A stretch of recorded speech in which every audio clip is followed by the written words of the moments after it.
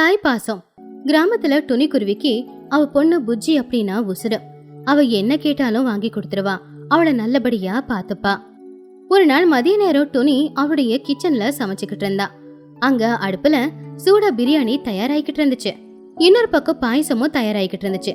துணி மனசுக்குள்ள, இன்னைக்கு ஞாயிற்றுக்கிழமை, என்னோட புஜ்ஜி சிக்கன் பிரியாணினா சந்தோஷமா சாப்பிடுவா. காலையில எந்திரிக்க சொன்னா கோவமா எந்திரிப்பா. இன்னைக்கு அவளுக்கு பிடிச்ச பாயசம் பிரியாணி செஞ்சிருக்கேன். அந்த விஷயம் தெரிஞ்சா அவ ரொம்ப சந்தோஷப்படுவா. துணி சாப்பாட தயார் பண்ணி அதை கொண்டு வந்து ஹால்ல வச்சு புஜ்ஜிய வர சொல்லி சொன்னா. வாமா, உனக்காக சுட சுட சிக்கன் பிரியாணிய செஞ்சு எடுத்துட்டு வந்திருக்கேன். சூடு ஆயிருச்சுன்னா அது நல்லா இருக்காதுமா. ஆனா புஜ்ஜி ரூமை விட்டு வெளியில வரவே இல்ல. துணி மறுபடியும் கூப்பிட்டா. புஜ்ஜி, கேக்கலையா? பிரியாணி சூடு ஆறிடும், சீக்கிரமா வா. அப்போ புஜ்ஜி குருவி ரொம்பவும் கோவமா அவ ரூமை விட்டு வெளியில வந்து அவங்க அம்மாவை பார்த்து, எனக்கு பிரியாணி வேண்டாம், பாயசமும் வேண்டாம். நீங்க என்கிட்ட பேசாதீங்க, நான் உங்ககிட்ட பேச மாட்டேன். அட, ஏன் புஜ்ஜி கோவமா இருக்க? காலையில நீ கேட்ட அப்ப செஞ்சு கொடுக்க முடியாதுன்னு சொன்ன. ஆனா இப்ப செஞ்சு கொடுத்திருக்கல. எனக்கு பிரியாணி வேண்டாம். என் கிளாஸ் சிக்கி பறவை கிட்ட கூட ஐபோன் இருக்கு தெரியுமா? பண்டி காக்கா கிட்ட கூட டேப் இருக்கு. ஆனா என்கிட்ட ஒரு டப்பா போன் கூட இல்ல. எனக்கு போனை வாங்கி தரீங்களா இல்லையா? அத கேட்டு துணி, புஜ்ஜி என்ன புரிஞ்சுக்கமா, அந்த போனோட விலை 25,000 ரூபாய். அவ்வளோ காசு என்கிட்ட இல்லம்மா. இந்த மாசம் வீட்டு வாடகை கட்டணும், உன்னோட ஸ்கூல் ஃபீஸ் கூட கட்டணும். அடுத்த மாசம் சம்பளம் வரும்போது வாங்கி தரேமா. அதெல்லாம் முடியாது, எனக்கு இப்பவே போன் வேணும். நீங்க எனக்கு மொபைல் வாங்கி கொடுக்கற வரைக்கும் எனக்கு சாப்பாடு வேண்டாம். நான் எதுவுமே சாப்பிட மாட்டேன். எனக்கு போன் தான் வேணும். புஜ்ஜி குருவி கோவத்துல தட்டு தூக்கி வீச போகும்போது துணி அவளை தடுத்து கண்ணுல கண்ணீரோட, புஜ்ஜி, சாப்பாடு அப்படியே தூக்கி போடக்கூடாதுமா. சாப்பாடு கடவுளுக்கு சமானம். நீ சாப்பிடுற வரைக்கும் நானும் உனக்காக காத்துக்கிட்டு இருப்பேன். புஜ்ஜி சாப்பிடாம தூரமா போய் உக்காந்துட்டா. துணிக்கு என்ன பண்றது அப்படின்னே தெரியல. அவளும் அங்கேயே ரொம்ப கவலையோட நின்னுக்கிட்டு இருந்தா. அப்பதான் திடீர்னு வீட்டு வாசல்ல ஏதோ ஒரு குரல் அவங்களுக்கு கேட்டுச்சு. ஆஹா, என்ன இந்த வாசனை? இது பிரியாணியோட வாசனை. கண்டிப்பா இந்த வாசனை துணி ஆண்டி வீட்ல இருந்து தான் வருது.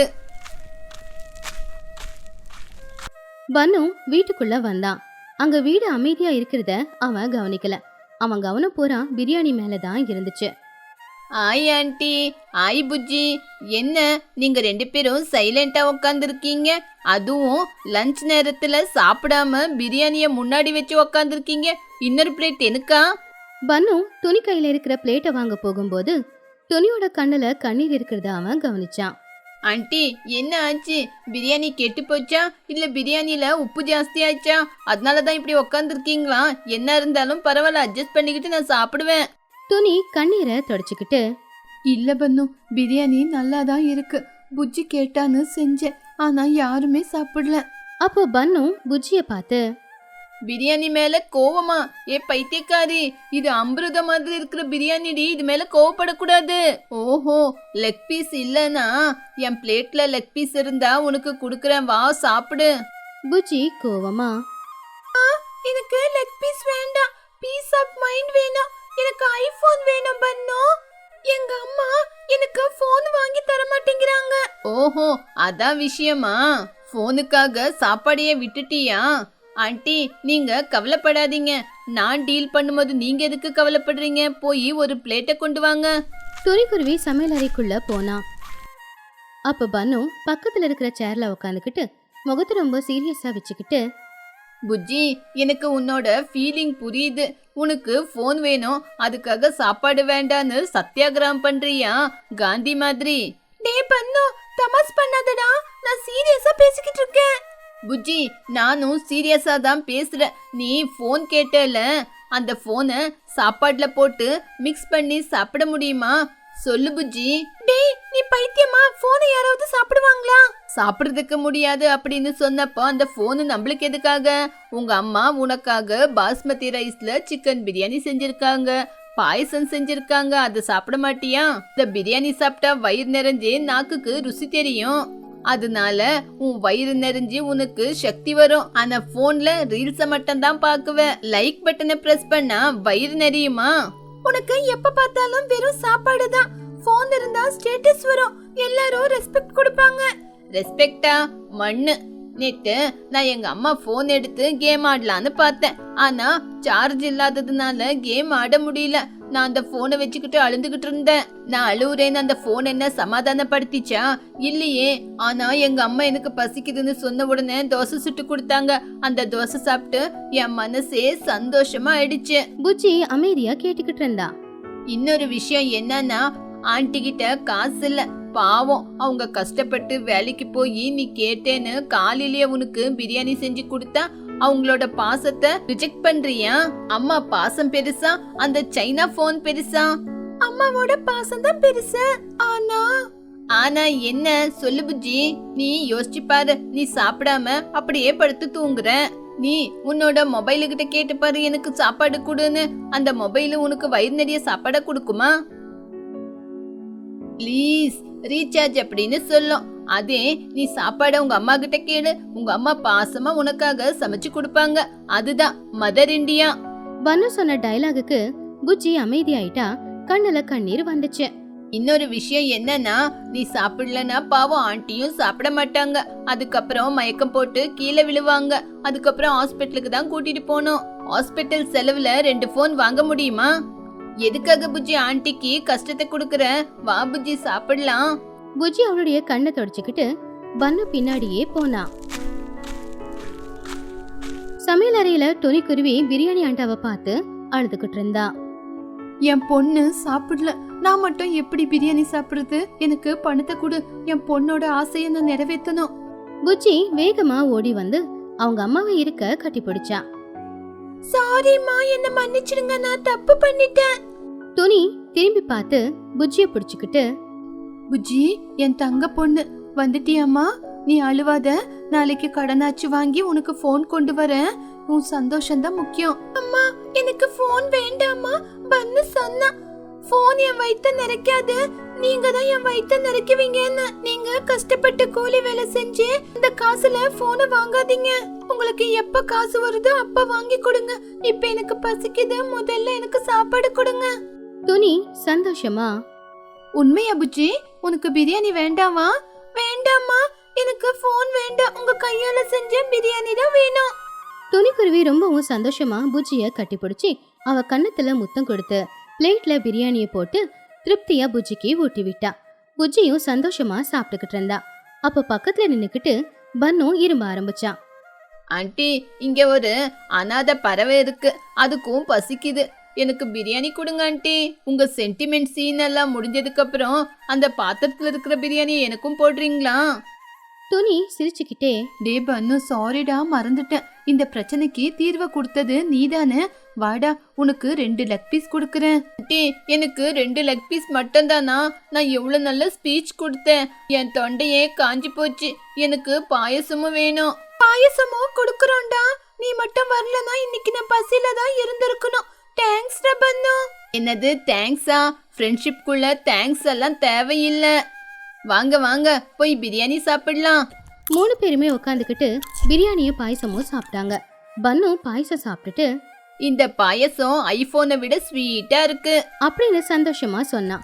புஜ்ஜிக்கு ரொம்ப புரிஞ்சுது. அம்மாவை விட அம்மா பாசத்தை விட வேற எதுவுமே முக்கியம் இல்லை அப்படிங்கிறது. துணியும் ரொம்ப சந்தோஷமா இருந்தா. பன்னுவும் வயிறார சாப்பிட்டான். அன்னையிலேருந்து பொருட்களுக்கு ஆசைப்பட்டு அவங்க அம்மாவை கஷ்டப்படுத்துறத புஜ்ஜி விட்டுட்டா. இந்த கதையில இருக்கிற நீதி என்னன்னா, பணம் நாளைக்கு சம்பாதிச்சுக்கலாம், நமக்கு தேவையானதை நாம வாங்கிக்கலாம். ஆனா பணம் நாளைக்கு கையில இருந்தாலும் தாய்ப்பாசம் நமக்கு கிடைக்காது. பனிப்பொழியும் இரவு. ஆகாயத்திலிருந்து கீழே விழுற பனித்துளி எல்லாம் சேர்ந்து தரைய வெள்ளையா மாத்திக்கிட்டு இருந்துச்சு. ஊர் எல்லையில ரயில்வே ட்ராக் பக்கத்துல இருக்கிற துணிக்குருவியோட வீட்டோட கதவு காத்துக்கு டப் டப்புன்னு அடிச்சுக்கிட்டு இருந்துச்சு. அந்த சின்ன குடிசைக்கே வெளியில 2 பிஞ்சு போன கைத்துக்கட்டுல, அந்த ஒரு கைத்துக்கட்டுல துணியும் இன்னொரு கைத்துக்கட்டுல புஜ்ஜியும் படுத்திருந்தாங்க. 2 பேருடைய போர்வையும் கிழிஞ்சு போயிருந்துச்சு. பக்கத்துல அவங்க வளர்க்குற நாய் பண்டி இருந்துச்சு. துணியால குளிர் தாங்கவே முடியல. அவ நடுங்குற குரல்ல, புஜ்ஜி எழுந்திரிமா, கோழி கூவி எவ்வளவு நேரம் ஆகுது? இந்த குளிர்ல எனக்கே எழுந்திருக்க ரொம்ப கஷ்டமா இருக்கு. உனக்கு கஷ்டமா இருக்கும்னு எனக்கு தெரியும். ஆனா வேற வழி இல்ல. நம்ம காலையிலே சிச்சு அத்தையோட வீட்டுக்கு போய் அவங்க வீட்டு வேலையெல்லாம் செய்யலனா இன்னைக்கு நமக்கு வயிற்றுக்கு கஞ்சி கூட இருக்காது. சீக்கிரம் எழுந்திரிமா, வேலையை பார்க்கலாம். அப்போ புஜ்ஜி எழுந்திரிக்க முடியாம கண்ணு கூட திறக்காம, அம்மா கண்ணை திறந்து பாரு, இங்க ரோடும் தெரியல வீடும் தெரியல, அந்த அளவுக்கு பனி பொழிஞ்சுக்கிட்டு இருக்கு. நமக்கு மட்டும் ஏமா இந்த கடவுள் இவ்வளவு பெரிய தண்டனையை கொடுக்கறான்? நல்லா வசதியா இருக்கிறவங்களுக்கு கதகதப்பா இருக்கிற கோட்டை கொடுத்துருக்கா. நம்மள மாதிரி ஏழைங்களை மட்டும் இப்படி குளிர்ல தவிக்க விட்டுட்டான். நம்மளை விட அந்த பண்டிய பாரு, அவனும் குளிர் தாங்க முடியாம எப்படி சுருண்டு படுத்திருக்கா அப்படின்னு பாரு. பண்டி மெதுவா எழுந்துச்சு புஜ்ஜியோட கைய நக்குச்சு. அதோட கண்ணுல ஏதோ ஒரு கவலை தெளிவாவே தெரிஞ்சுது.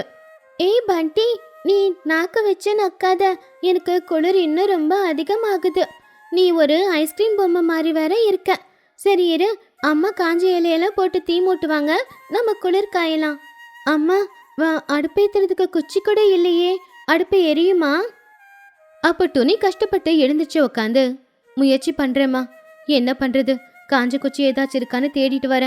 கடவுளே, புஜ்ஜி சொன்ன மாதிரி எங்க மேல உனக்கு என்ன கோவம்? எதுக்காக இருக்கிறவங்களுக்கு கொடுத்துக்கிட்டே இருக்க, இல்லாதவங்களுக்கு எதுவும் கொடுக்கவே மாட்டேங்கிற? இன்னைக்கு ராத்திரி வரைக்குமாவது நாங்க உயிரோட இருப்போமான்னு தெரியல. தயவு செஞ்சு எங்களை எப்படியாவது காப்பாத்து. அம்மா, கடவுளுக்கு மனசாட்சி இல்ல, அவர்கிட்ட ஏன் நீ போய் வேண்டிக்கிற? சரி, நீ எழுந்துச்சு அடுப்பு மூட்டு, நானும் பண்டியும் பக்கத்துலயே உட்காந்துக்கிறோம். பண்டி நீங்க வா, உன்னை கட்டி பிடிச்சு உட்காந்தா கொஞ்சம் கதகதப்பா இருக்கும். துணி, புஜ்ஜி, பண்டி 3 பேரும் சிச்சுவோட பெரிய பங்களா வீட்டுக்கு போனாங்க. சிச்சுவோட வீட்டுல ஹீட்டர் இருக்கிறதுனால வீடு கதகதப்பா இருந்துச்சு. சிச்சு எழுந்துச்சு உக்காந்துக்கிட்டு சுட சுட பாதாம் பால் குடிச்சுக்கிட்டு இருந்தா. என்ன துணி, மணி 8 ஆகுது, இதான் வேலைக்கு வர நேரமா? பட்டணத்துல இருந்து என் புள்ள சின்னு வந்திருக்கான். சின்னுவுக்கு வீடு கசகசன்னு இருந்தா சுத்தமா பிடிக்கவே பிடிக்காது. எப்பவுமே ரொம்ப நீட்டா இருக்கணும். அந்த பாத்திரத்தை எல்லாம் பாத்தியா, எப்படி விழுந்து கிடக்குன்னு? குளிருதுன்னு வேலைக்கு வராம விட்டுடலான்னு பாத்தியா? அதெல்லாம் என்கிட்ட நடக்காது, சரியா? துணிக்குருவி உடனே போய் பாத்திரத்தை கழுவிக்கிட்டு அப்படியே சிச்சு கிட்ட, மன்னிச்சிடு சிச்சு, வழியெல்லாம் பயங்கரமான பனி, நடந்து வர கூட கஷ்டமா இருந்துச்சு. ஏன் காலையில எழுந்திருக்க கூட ரொம்ப கஷ்டமா இருந்துச்சு. இந்த தண்ணியும் இப்ப ஐஸ் தண்ணி மாதிரி இருக்கு. இதுல பாத்திரத்தை எப்படி கழுவ போறேனோ? அப்பதான் சின்ன அவன் பெட்ரூம்ல இருந்து ஸ்டைலா எழுந்துச்சு வந்து, அம்மா, இந்த துணியத்தை எப்பவுமே இப்படிதான், பழைய காலத்து மனுஷங்க இப்படிதான் இருப்பாங்க போல. பட்டணத்துல பாத்திரம் கழுவுறதுக்கெல்லாம் ஆளு தேவையில்லம்மா, டிஷ்வாஷர் இருக்கு. அதுல பாத்திரத்தை போட்டா சுடுதண்ணில கழுவி சூப்பர் ஃப்ரெஷ்ஷா கொடுக்கும். அவங்கள பாரு, பனியில நனைஞ்சு போன காக்கா மாதிரி இருக்காங்க. சின்ன அவங்க அம்மாவை கிண்டல் பண்ணது புஜ்ஜிக்கு சுத்தமா பிடிக்கவே இல்ல. டேய் சின்னு, உனக்கு பட்டணத்துல டிஷ்வாஷர் இருக்குன்னா அப்புறம் இந்த கிராமத்துல என்னடா பண்ணிக்கிட்டு இருக்க? உன் முகத்தை பாத்திருக்கியா? நல்ல பட்டு துணிக்குள்ள புகுந்திருக்கிற எலி மாதிரி இருக்க. நீ எங்க அம்மாவை கிண்டல் பண்றியா? அந்த டிஷ்வாஷர்ல முதல்ல உங்க அம்மாவை தூக்கி போட்டு கழுவு, அப்பவாவது அவங்களுக்குள்ள இருக்கிற அழுக்கெல்லாம் போகுதா அப்படின்னு பாக்கலாம். எங்க அம்மா பாத்திரம் கழுவி சமைச்சு கொடுக்கறதெல்லாம் சாப்பிட்டுதான் நீ இவ்வளவு குண்டா இருக்க, அதை என்னைக்குமே மறந்துடாத. வாய மூடு புஜ்ஜி, நீங்க எங்க வீட்டுல வேலை செஞ்சு சாப்பிடுறவங்க. நான் என்ன சொன்னாலும் அதை கேட்டுக்கிட்டு பொறுமையா இருக்கணும். அந்த நாயை எங்க வீட்டுக்கு கூட்டிட்டு வரதுன்னு எத்தனை தடவை சொல்லியிருக்கேன். அந்த நாய் உள்ள வந்துட்டுனா டைல்ஸ் எல்லாம் வீணா போயிடும். சின்னோ, நீ பொறுமையா இருடா. புஜ்ஜி, என்ன வர வர ரொம்ப திமிரா பேசிக்கிட்டு இருக்க? அவன் தான் சொல்றான்ல அந்த நாயை உள்ள கூட்டிட்டு வராதேன்னு. டைல்ஸ் மட்டும் அந்த நாயோட கால் பட்டு அழுக்காச்சே, அப்புறம் அதையும் உங்க அம்மா தான் கிளீன் பண்ண வேண்டியிருக்கும். பயப்படாதீங்க சிச்சு அத்தை, என் பண்டி உங்க வீட்டுக்குள்ள வராது. ஏன்னா அதுக்கு தெரியும் இந்த டைல்ஸ் கல்லு எப்படி இருக்கோ அதே மாதிரி தான் உங்க மனசுன்னு. அப்புறம் உங்க மனசுல தான் எப்பவுமே அழுக்கு அதிகமா இருக்கும். பண்டியோட கால்ல சுத்தமா அழுக்கே இருக்காது.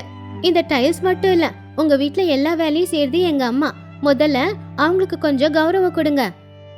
துணி வேலையை முடிச்சுக்கிட்டு புஜ்ஜி அப்புறம் பண்டியை கூட்டிக்கிட்டு வீட்டுக்கு போய்கிட்டு இருந்தா. வழியில சோட்டுவோட வீட்டு வாசல்ல பன்னு அவங்க அம்மா வாங்கி கொடுத்த காஸ்ட்லி ஸ்வெட்டரை போட்டு உக்காந்துக்கிட்டு இருந்தான். அப்பதான் சோட்டு துணிய பார்த்து இப்படி சொன்னா, வா துணி, பன்னு போட்டிருக்கிற ஸ்வெட்டர் பாத்தியா? இத நான் பட்டணத்துல ஒரு பெரிய ஷாப்ல 5000 ரூபாய்க்கு வாங்கினேன். எவ்வளவு ஸ்டைலா இருக்கால. உன் பொண்ணு புஜ்ஜி மட்டும் எப்பவுமே இந்த கிழிஞ்சு போன போர்வையே போத்திக்கிட்டு இருக்கா. பண்டிகை நாள்ல கூட நீங்க எல்லாரும் இப்படிதான் இருப்பீங்களா? ஆமா புஜ்ஜி, இந்த ஸ்வெட்டர் போட்டுக்கிட்டா பனியில உட்கார்ந்து இருந்தாலும் கூட குளிர் தெரியல. உள்ள அவ்வளவு சூடா இருக்கு. ஆனா நீ பாரு, அந்த கருப்பு கலர் போர்வைய போத்திக்கிட்டு ஏதோ பழைய படத்துல வர வில்லன் லுக்ல தான் இருக்க. அந்த போர்வை வேற நாத்து அடிக்குது. டேய் பன்னு, உன் ஸ்வெட்டரோட விலை 5000 இருக்கலாம், ஆனா உன் மூளை 5 பைசாவுக்கு கூட பெறாது. இந்த ஸ்வெட்டர் போட்டா நீ பார்க்க ஏதோ குட்டி கரடி மாதிரி இருக்க. எங்க பண்டிய பாத்தியா? அவன் ஸ்வெட்டர் போடலனாலும் எவ்வளவு கெத்தா வந்து நின்னுக்கிட்டு இருக்கான் அப்படின்னு. 5000 ரூபாய் கொடுத்து ஒரு ஸ்வெட்டர் வாங்கி போட்டுக்கிறது மட்டும் பெருசுலடா. ஒருத்தங்க கிட்ட எப்படி பேசணும் அப்படின்னு தெரிஞ்சுக்கிட்டு பேசணும். அப்புறம் என் போர்வை நாத்தம் அடிக்கல, நீ இப்படி பேசுறியே, உன்னோட வாய் தான் நாத்தம் அடிக்குது. யாருக்கிட்ட எப்படி பேசணும்னு தெரிஞ்சு பேசு. அப்போ டோனி புஜ்ஜிய பார்த்து, புஜ்ஜி அப்படியெல்லாம் பேசக்கூடாது. சோட்டு, பன்னுவோட பழைய துணி ஏதாவது இருந்தா கொடுக்குறியா? ராத்திரியில பாவம் புஜ்ஜியால குளிர் தாங்க முடியல. பழைய போர்வையா இருந்தாலும் பரவாயில்ல, இன்னைக்கு புஜ்ஜிக்கு அததான் நான் போத்தணும். அப்ப சோட்டு திமிரா, பழையதா? அது என் வீட்டு வேலைக்காரங்களுக்கு கொடுத்துட்டேனே. அப்புறம் என் புள்ள போடுற ட்ரெஸ்ஸ உன் பொண்ணு போட்டா எங்க ஸ்டேட்டஸ் என்ன ஆகுறது சொல்லு. பாக்குற, ஏதாவது இருந்தா அப்புறமா பிச்சை போடுறேன். அம்மா, நமக்கு யாரும் பிச்சை போட வேண்டியதே இல்ல. இவங்களுடைய கௌரவம் அவங்க போட்டுக்கிட்டு இருக்கிற துணியில இருக்கு. நம்ம கௌரவம் நம்ம மனசுக்குள்ள இருக்கு. இந்த பன்னு போட்டிருக்கிற 5000 ரூபாய் ஸ்வெட்டரை விட நான் பண்டியை கட்டி பிடிச்சு படுத்தாலே கதகதப்பா இருக்கும். வழியில அவங்க லூசிபுராவை பார்த்தாங்க. லூசிபுரா உடம்பெல்லாம் புது நகைகளை போட்டுக்கிட்டு இருந்தா. அவ ரொம்பவும் திமிரு பிடிச்சவ. என்ன டோனி, என் வீட்டு தெரு வழியா இந்த நாயை எடுத்துக்கிட்டு போய்கிட்டு இருக்க? எத்தனை தடவை சொல்லிருக்க, என் வீட்டுல நான் வெளிநாட்டு செடிகளை எல்லாம் வளர்த்துக்கிட்டு இருக்கேன். இந்த நாய்க்கு ஏதாவது வியாதி இருந்து அந்த வியாதி என் செடிங்களை பாதிச்சுட்டு போகுது. அதனால இந்த பக்கம் கூட்டிக்கிட்டு வராத. ஐயோ இல்ல லூசி, ஏதோ எங்களுக்குன்னு யாரும் இல்லைன்னு துணைக்கி பண்டியை வச்சுக்கிட்டு இருக்கோம். பாவம் அவனும் எங்களை மாதிரி கஷ்டப்பட்டுக்கிட்டு தான் இருக்கான். ஆமா லூசி ஆண்டி, எங்க பண்டிக்கு எந்த வியாதியும் இல்ல. ஆனா உங்களுக்கு பணக்காரங்க அப்படிங்கிற ஒரு புது வியாதி இருக்கு. நாய்களுக்கு வர வியாதி செடிங்களை பாதிக்கும் அப்படின்னு உங்களுக்கு எந்த சயின்டிஸ்ட் ஆண்டி சொன்னா? நீங்க கண்ணாடியை கொஞ்சம் சரியா போட்டு பாருங்க, அப்பவாவது எதிர்க்க இருக்கிற மனுஷங்க தெரியுதான்னு பாக்கலாம். உங்க வெளிநாட்டு செடியை விட எங்க பண்டி ரொம்ப சூப்பர். அவன் உங்க வீட்டுக்கெல்லாம் வரமாட்டான். ஏன்னா உங்க வீட்டுக்கு வர்றது எங்க பண்டிக்கு சுத்தமா பிடிக்கவே பிடிக்காது. உங்களுக்கு தான் மனுஷங்களை பார்த்தா மனுஷங்களா தெரியல, ஆனா இந்த நாய்க்கு எங்களை ரொம்பவே பிடிக்கும். டோனி, உன் பொண்ணை கொஞ்சம் பார்த்து பேச சொல்லு, இல்ல தலைவர்கிட்ட சொல்லி உங்களை ஊரை விட்டு வெளியில அனுப்பிடுவேன். வேலைக்காரி பொண்ணுக்கு இவ்வளவு திமிரா? இது திமிரல்ல ஆண்டி, இது சுய கௌரவம். பாத்திரம் கழுவுறவங்களுக்கு கைதான் அழுக்காகும், ஆனா உங்கள மாதிரி ஆட்களோட மனசுதான் ரொம்ப அழுக்கா இருக்கு. அம்மா வா போலாம், இங்கே இருந்தா இவங்க வியாதி நமக்கு ஒட்டிக்கு போகுது. இருட்டாக ஆரம்பிச்சது. பனியும் அதிகமா பொழிஞ்சுது. காத்து ரொம்பவும் சில்லுன்னு வீசிக்கிட்டு இருந்துச்சு. அந்த காத்துல எல்லாரும் பறந்து போயிடுற அளவுக்கு தான் அந்த வேகம் இருந்துச்சு.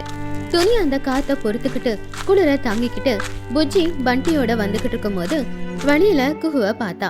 குஹு ஒரு விளக்கு வச்சிருந்துச்சு. டோனி, இன்னும் குளிர்ல நீ வீட்டுக்கு போகலையா? இந்த குளிர் காத்துல என்ன பண்ணிக்கிட்டு இருக்க? காத்து ரொம்ப சில்லுன்னு வீசுது. இந்தா இந்த விளக்கு எடுத்துக்கிட்டு போ, வீட்டுல வை. சுடு கஞ்சி கொஞ்சம் இருக்கு, இதையும் புஜ்ஜிக்கு குடிக்க கொடு. அப்போ துணி குஹு கிட்ட, நன்றி குஹு, இந்த காலத்திலயும் உன்ன மாதிரி நல்ல ஆட்களை பாக்குறது ரொம்ப அரிதுதான். எல்லாருமே நாங்க எப்ப கஷ்டப்படுவோம் அப்படின்னு தான் பாத்துக்கிட்டு இருக்காங்க. தேங்க்ஸ் குஹு ஆண்டி, இந்த விளக்கு வெளிச்சத்துல நாங்க எப்படியாவது கஷ்டப்பட்டு வீட்டுக்கு போய் சேர்ந்துருவோம். பண்டி பாத்தியா குஹு ஆண்டி எவ்வளவு நல்லவங்கன்னு? பனியில நடந்து போய்கிட்டு இருக்கும் போது ரோடு எதுவும் தெரியாம கால் வலிக்கு பள்ளத்துல விழப்போனா புஜ்ஜி. அதுக்குள்ள பண்டி அவ போத்திக்கிட்டு இருந்த போர்வைய வாயால கடிச்சு அவளை மேல தூக்கிட்டான். பயந்து போயிருந்த புஜ்ஜி பண்டிய கட்டி பிடிச்சு, தேங்க்ஸ் பண்டி, நீ என்ன காப்பாத்தலனா நான் அந்த பள்ளத்துல இருக்கிற தண்ணியில விழுந்திருப்பேன். அப்புறம் இருக்கிற குளிர்ல இன்னும் அதிகமா குளிராயிருக்கும். அம்மா பாத்தியா, பணம் இருக்கிற பணக்காரங்களை விட அன்பும் விசுவாசத்தோட இருக்கிற இந்த நாயே எவ்வளவோ மடங்கு பெருசு. இன்னைக்கு பண்டி இல்லனா நான் என்ன இருப்பேனோ என்னவோ. அப்போ துணி அழுதுகிட்டே பண்டிய பார்த்து, ஆமா புஜ்ஜி, மனிதாபிமானம் இருக்கிற மனுஷங்க எல்லாரும் இந்த காலத்துல இல்ல. வாயில்லாத ஜீவன்களுக்கு தான் கொஞ்சம் மனிதாபிமானம் இருக்கு. அதுங்க நம்ம கூட இருக்கிறது நமக்கு நல்லது. சரி வாங்க, எல்லாரும் வீட்டுக்கு போலாம். எல்லாரும் எப்படியே கஷ்டப்பட்டு வீட்டுக்கு வந்து சேர்ந்தாங்க. வீட்டுக்குள்ள போனாலும் கூட ஜன்னல் கதவு எதுவும் இல்லாததுனால காத்து வீட்டுக்குள்ள வந்து வீடே ஐஸ் கட்டி மாதிரி தான் இருந்துச்சு. அப்ப துணி இருக்கிற போர்வை எல்லாத்தையுமே புஜ்ஜிக்கு போத்து விட்டு அவளை மட்டும் பத்திரமா படுக்க வச்சா. அம்மா, உன் கைய பாரு எப்படி நடுங்குதுன்னு. குளிர் ரொம்ப அதிகமா இருக்குல்ல, நீ தனியா நினைக்கிற, நீயும் இங்க வா, நாம 2 பேரும் கட்டி பிடிச்சு படுத்துக்கலாம். நடுவுல பண்டிய படுக்க வச்சுக்கலாம், அப்போ கொஞ்சம் அனலாவது இருக்கும்ல. அத கேட்டு துணிக்குருவி சிரிச்சுக்கிட்டே, பரவாயில்ல புஜ்ஜி, நீ படு, எனக்கு என்ன, என் உடம்புக்கு எதுவும் ஆகாது, நான் எல்லாத்தையும் தாங்கிப்பேன். நீ தான் படிக்கிற பொண்ணு, நீ பத்திரமா இருக்கணும். நல்லா படிச்சு உங்க சிச்சு அத்தையை விட பெரிய பங்களா வீடு கட்டி அதுல பண்டிக்கும் ஒரு ரூம் கொடுக்கணும். சரி, நீயாவது வாடா பண்டி, என் பக்கத்துல வந்து படுத்துக்கோ. அம்மா, நாளைக்காவது இந்த பனி குறையுமா? வெயில் வருமா? இந்த ஊர்க்காரங்க மனசு மாறுமா? நம்ம கஷ்டம் எல்லாம் நாளைக்காவது தீருமாமா? அது கேட்டு டுனி கவலையா, கவலைப்படாதம்மா, நம்ம வாழ்க்கையிலும் நிச்சயமா ஒரு வெளிச்சம் வரும். அது வரைக்கும் இந்த கஷ்டத்தை நாம எல்லாரும் அனுபவிச்சுதான் ஆகணும். கடவுள் நம்மள காப்பாத்துவானோ இல்லையோ, நமக்குள்ள இருக்கிற இந்த அன்பு நம்மள காப்பாத்தும். கவலைப்படாம தூங்கு, நாளைக்கு சூரியன் நமக்காக வெளியில வருவான் அப்படின்னு சொல்லி டுனியும் புஜ்ஜி பக்கத்திலேயே படுத்தா. பண்டி அவங்க 2 பேருக்கும் நடுவுல உட்காந்துக்கிட்டு இருந்துச்சு. அந்த வீட்டுல எதுவுமே இல்ல, இருக்கிறது அந்த 3 உயிர்கள் மட்டும்தான். அவங்க 2 பேரை பாதுகாக்கிறதுக்காக பண்டி ராத்திரி எல்லாம் தூங்காம உட்காந்துக்கிட்டு இருந்தான். இந்த உலகம் அவங்களுடைய கஷ்டத்தை பார்த்து அவங்கள கிண்டல் பண்ணிக்கிட்டு இருந்துச்சு. ஆனா வாயில்லாத ஒரு ஜீவன் அவங்களுக்காக கொஞ்சமாவது நிம்மதியா தான் இருந்துச்சு. அப்ப புஜ்ஜி எழுந்திருச்சு, பண்டி வா, என் கூட வந்து படுத்துக்கவா. இந்த கதையில இருக்கிற நீதி என்னன்னா, பணக்காரங்களுக்கு மத்தவங்களுக்கு உதவி செய்யற மனசு இருக்காது, ஆனா ஒரு வாயில்லாத ஜீவனுக்கு மத்தவங்களுக்கு துணையா இருக்கணும் அப்படிங்கிற எண்ணம் இருக்கும். இப்பெல்லாம் 2 கால நடக்கிற மனுஷங்களை நம்புறதை விட 4 கால நடக்கிற மிருகங்களை நம்பிட்டு போயிடலாம். மனுஷங்களை விட மிருகங்களே இப்ப மேல்தான்.